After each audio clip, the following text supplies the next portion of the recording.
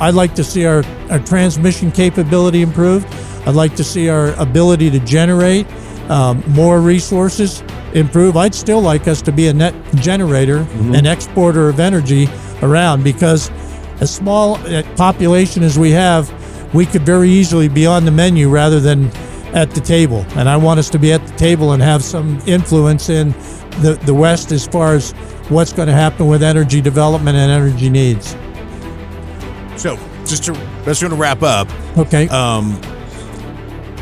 As somebody who represents the District of Montana and is in leadership in Montana, what's your favorite thing about Montana? Oh my gosh.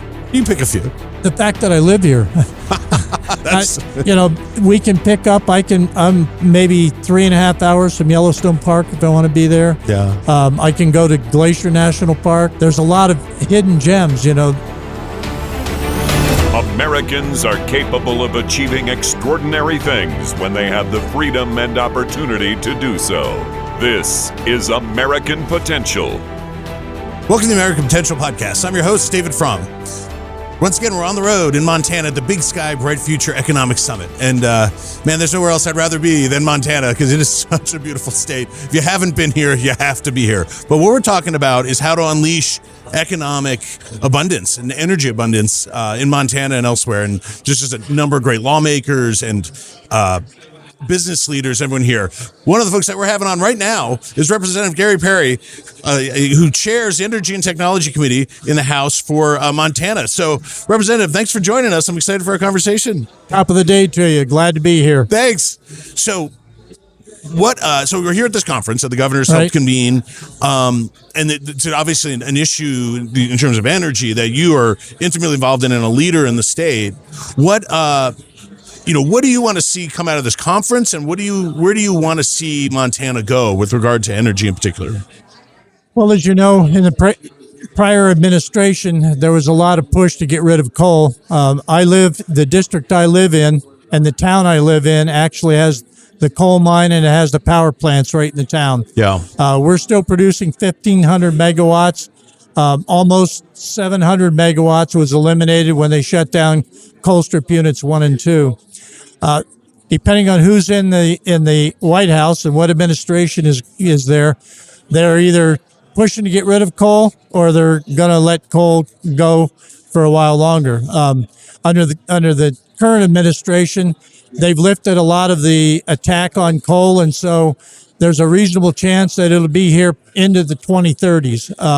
Northwestern Energy is planning on 2038 at least. Knowing all that, I still am pushing to make sure that we have reliable, dependable power if that goes away. So one of the things I'm working on too is trying to see if we can bring in small modular reactors to Montana and use nuclear energy. Colstrip is actually, I had worked with the Gateway for Advanced Innovation for Nuclear, GAIN, and they did a review of Colstrip, a study, and have determined that Colstrip checks all the boxes. And so knowing that, we can try to push forward. What I want to see come out of this conference is, I've been to a lot of conferences in the last 18 months dealing with energy. A lot of people are talking. I want to see some results. I want us to start moving the ball forward.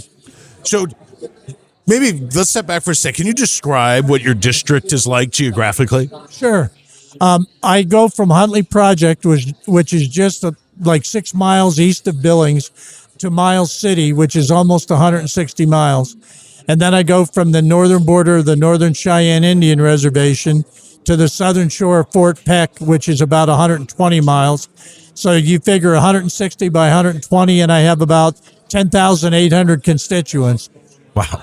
I bet you it's bigger than a lot of congressional districts and a lot of absolutely. A lot of states. I've talked to people that have 6 blocks that represent 300,000 people in 6 blocks. So it's crazy. It takes me 3.5 hours to get to one of the towns that I have to campaign in. Wow. That's in my district from where I live. So and so you've talked about how there's some coal plant shutdowns, and particularly some pressure, I imagine, from the previous presidential administration, the Biden administration, where we saw really an attack on coal. Exactly. How does that affect the towns and the people in your communities?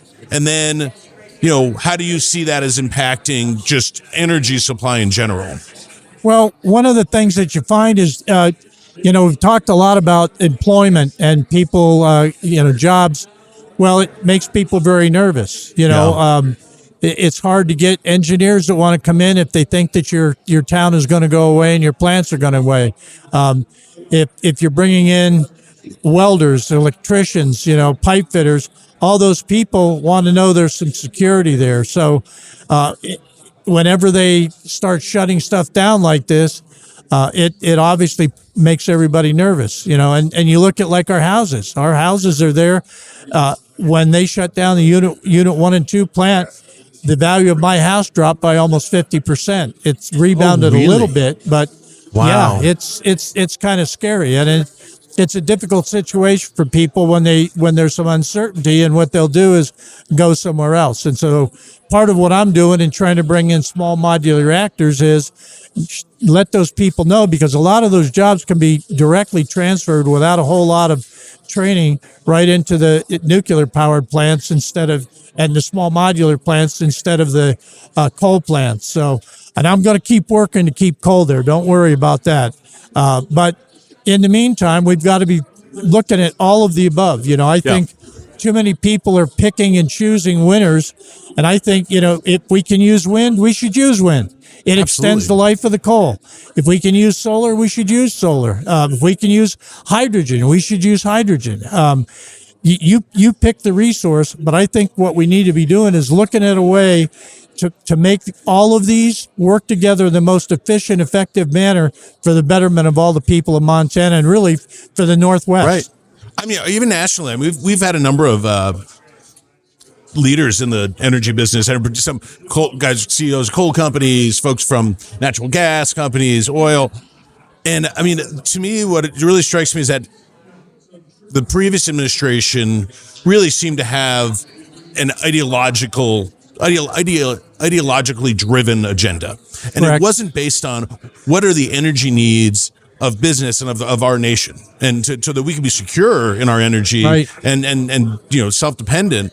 And it just seemed like, man, like that's so foolhardy, because there is such a need. I mean, every leader that we have on talks about the real spike that's coming from data centers and AI and right, just our use of online resources that it just requires energy. If you like to have photos on your phone of your grandkids that you want to show people, we need energy.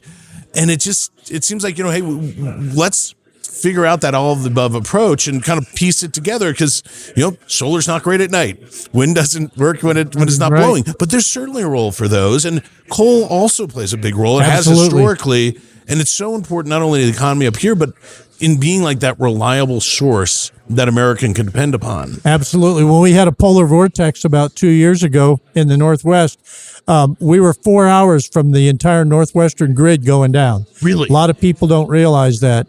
And coal is what actually saved the thing. And not to say there isn't anything against like natural gas, but it failed in Washington and Oregon at exactly the wrong time. Right. It was kind of a perfect storm, if you will.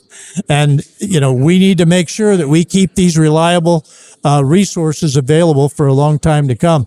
At Colstrip, we still have, I think, roughly 170 million mineable tons of coal. Well, at 5 million tons a year, we can go for a long time. We just have to have the will to do that and make sure we provide that reliable resource. So, I think, and we have to look at Montana isn't just an island. We have to right, look at the entire Western United States, and I think even the two Western provinces of Canada, Alberta and British Columbia, because we're all tied together, and we need to view it that way. We don't have a system like CAISO or MISO or Southwest Power Pool, which I think we need to start developing something like that. And I'm on another task force called the Western Energy Caucus, which is looking at grid stability for the Western 11 states.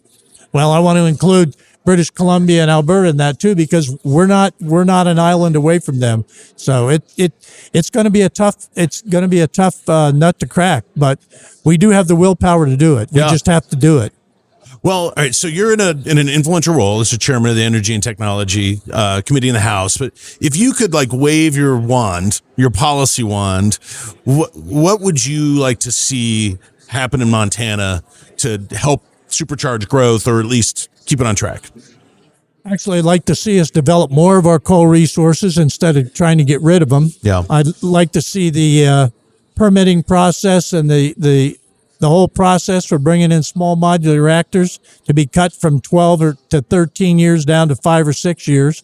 And I'd like to be able to see the transmission capability of Montana improved. During that polar vortex, Montanans paid $1,000 a megawatt, while everybody around us was paying only 100. And part of it is because Montana's been a generator for the last 50 to 60 years, a net generator. Well, we don't have the transmission capacity bringing anything in. And so when you get into a situation where it's critical, like it was during the polar vortex, it's the highest bidder and it cost us. So I'd like to see our transmission capability improved.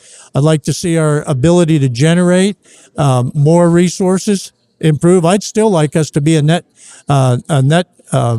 generator and exporter of energy around, because as small a population as we have, we could very easily be on the menu rather than at the table. And I want us to be at the table and have some influence in the West as far as what's going to happen with energy development and energy needs. So just to wrap up. Okay.